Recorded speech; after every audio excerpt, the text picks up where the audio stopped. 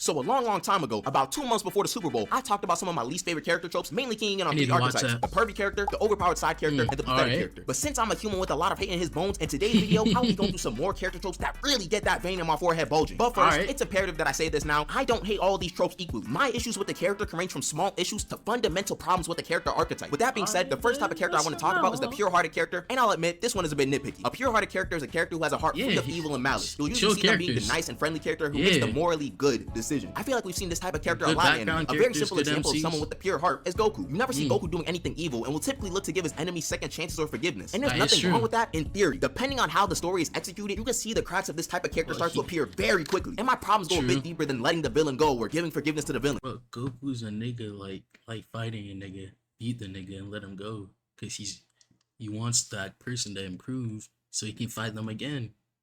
Type of nigga Goku. For example, look at a character like Tanjiro. When Yutaru and Daki are about to die, they start arguing and spouting crazy things to each other. Tanjiro swoops in to tell them to stop arguing because they only have each other left, etc, etc. Although there's nothing wrong with being sentimental, at a certain point I start to feel like we're just being a bit unrealistic. Like an hour ago, Daki destroyed an entire block of houses and people, and you were the one who got angry at the fact that someone could do such a thing without regard for others' lives. But then at death's door, we're choosing to be sentimental to them. I can understand that it's easier to have those feelings at a moment like death, but I don't know, it just feels a bit off when it's executed in such a manner. This also just might be me having a bigger problem with Demon Slayer as a whole. The demons we see murking a bunch of humans will probably have some sad backstories, but they just don't feel strong enough to give someone a reason to empathize with. And sometimes my arguments aren't worded the best, so let me say it like this: let's create some sort of spectrum for why some antagonists are evil. We'll have the villains in Naruto on one side and the villains in JJK as the other side. For Naruto villains, a lot of them have very thought out reasons for why they do what they do and constantly have monologues to their philosophy. Although their logic might be backwards like Madara and Pain, it's very apparent that they are the way they are because of the world that they came from. This makes it easier for someone to attempt to empathize with someone like that despite their actions being so bad. Now let's look at JJK villains. A lot of the antagonists we see doing evil things are either just doing it just to do it or are fundamentally born from negative emotions, inherently making them evil. Sure, they'll have a monologue about why they do the things they do, but there isn't much reason to empathize with someone like Sukuna because a lot of the things he does are simply self-indulgent. Demons and Demon Slayer feel like they're trying to be more like Naruto villains, but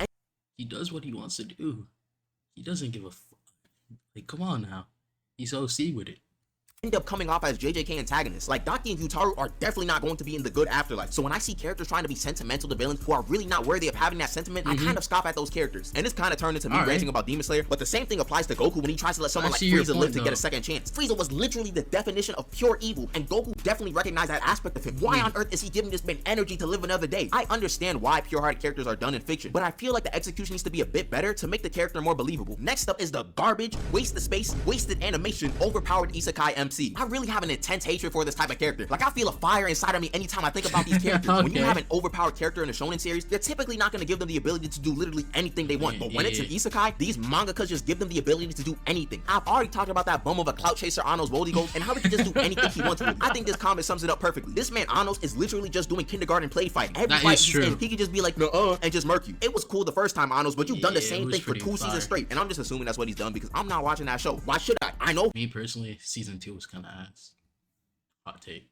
Who's gonna win and what's gonna happen? How many times do you have to see to get the point? Why would you watch a battle series where the protagonist is so absurdly broken? It just becomes very uninteresting. There's a reason why being called an isekai MC is an insult. They tried to give my boy Yuta these allegations because it just seemed like he was too strong and it was getting boring. These isekai MCs also just be infesting these anime sites with their series. Look at this one, In Another World with My Smartphone. Like, look at this bit. Ooh, let me calm down.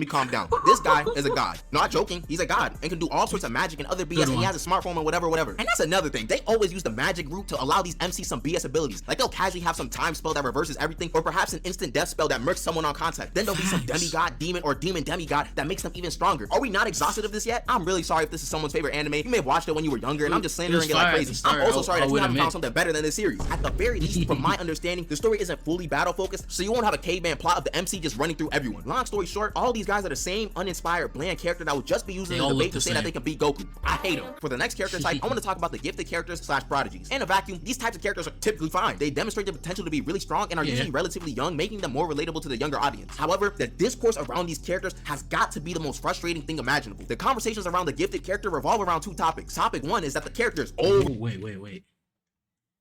I feel like they create an overpowered character so the MC can get above the character, and at that point, the character is just useless to the anime.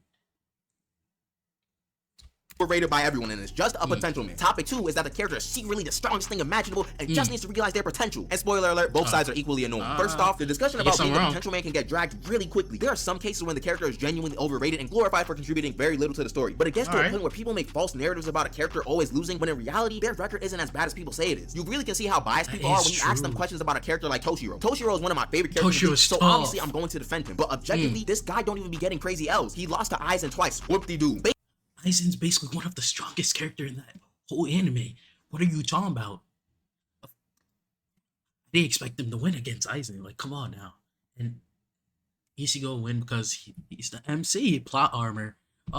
Basically everyone lost to Aizen, but they'll use the losses to really drag his name through the mud when he ain't even lose that much in the series. Now I gotta hear how Toshiro is just a potential man, when in reality he shouldn't even be considered in that realm. Then there's other topics of discourse, actually overrating the character because of their potential. This is when the discourse becomes so short-sighted that people believe a character has done more and can do more than they are actually capable of. Characters like Shisui suffer from this. I've already gone to Shisui a lot on this channel, but let me give you the gist of what I've said already. Some people will talk about him like he's some god of the Naruto world and how his Koto Matsukami is so broken and yada yada yada. And sidebar, a lot of the time a character doesn't get much screen time but demonstrates a strong ability, fans will tend to just run with the limited details of the ability and start theory crafting nonsense that is not possible in the slightest. It also doesn't help how a lot of these characters get written out of the story early, so we can't really put a cap on how strong certain characters could have been. Like Ace, he has all 3 types of haki, a good devil fruit, and was the son of the Pirate King, so he could have had the potential to be stronger than anyone, but he really didn't do much with all those abilities. Brody was getting flashes of the pearly gates by Blackbeard's punch alone, so it's incredibly hard to talk about him from a strength perspective. Then I'd be crazy not to mention this guy, but Gohan is possibly the biggest perpetrator of having terrible conversations around him. There are many people that will slander him because they think he's a bum because he has the potential to be the strongest but doesn't really do anything with it. Then I feel like Dragon Ball niggas hold him.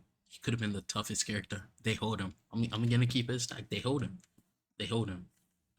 there are those who will glaze him relentlessly because the series said that he has the potential to be the strongest in the universe. He's become polarizing for all the wrong reasons. In fact, all these characters become extremely polarizing in their fan base. It's just tiring to see either glaze or hate for a character you enjoy. And before we get into the next type of character, if you're enjoying the video so far and you're new, you might as well subscribe. Anywho, on to the next type of character, which is one I think a lot of people understand why they're in this video. That is the character who gets power creep. These types of characters are typically the most disrespected in a series, well, besides another archetype that I'll get into later. For those who don't know, power creep is a concept of characters in a series becoming stronger as the story progresses. This leaves characters who are not constantly within the main cast left behind in terms of power. These are the types of characters where you gotta separate the strength level from the actual character and just reminisce on the good times. This character archetype always hits different when I look at characters like Enel, Chad up until the 1,000-Year Blood War, Piccolo before the superhero movie, etc. All of these guys were so cool when they were first introduced. Like, Chad was the powerhouse that Ichigo infamously said he couldn't imagine losing. Just off of his initial episode, I thought Chad would be a big player for the entire series, but then he fought Shinji and lost. Then he didn't really do much in the Arrancar arc. Then he became a they hold him again, like, and he was black too, so you know, oh my gosh, chef. So but he got hold.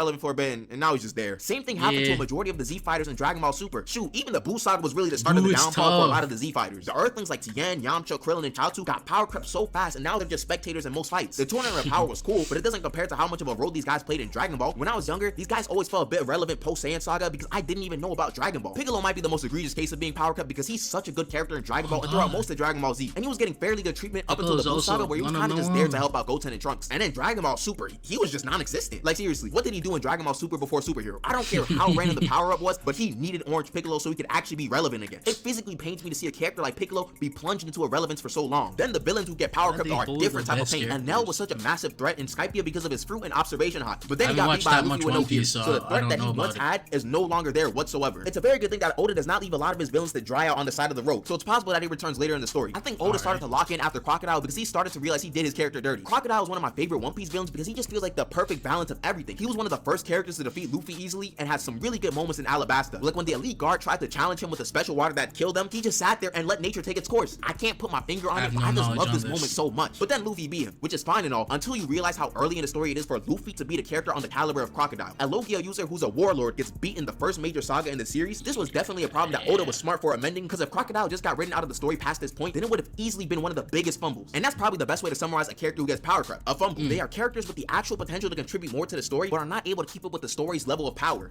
How you say chat? Sundere? Marcus Sundere.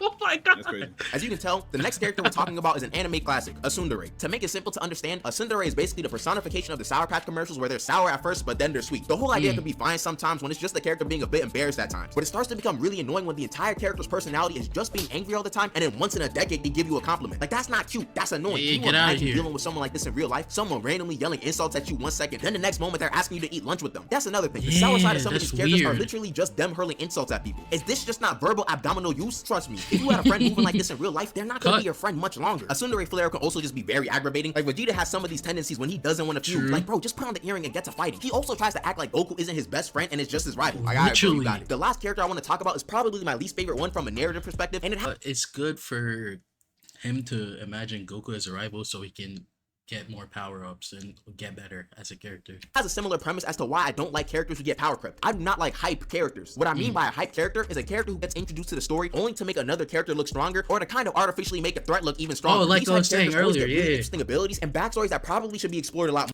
Yeah, I was saying this shit earlier.